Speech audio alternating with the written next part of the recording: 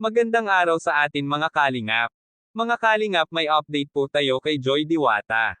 Pero bago po yan mga kalingap, kung bago pa lamang kayo sa channel ko, baka naman po pwedeng pa-like and subscribe my channel para lagi po kayong updated sa aking videos. At huwag din po natin kalimutan mga kalingap na pakisuportahan ang ama ng kalingap na si Val Santos Matubang at Kalingap Rob Matubang, pati na rin ang viewers at reactioners. Maraming salamat po. Mga kalingap, muling binisita nila Kuya Rob si Joy Diwata sa kanilang bahay. Naabutan nila itong nagluluto ng merienda ito.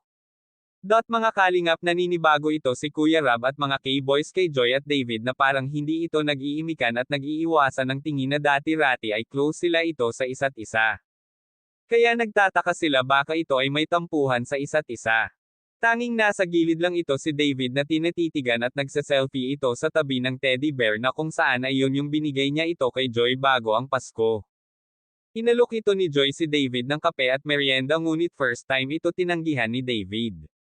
Bakit kaya? Naging emosyonal ito si Joy Diwata sa harapan ni David kung saan ay humihingi si Joy ng paumanhin kung ano man ang nagawa niyang kasalanan at maging okay na sila.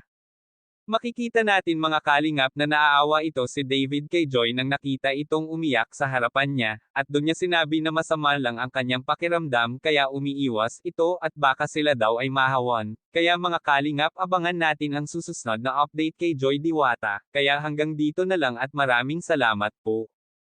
Thank you for watching and God bless us all.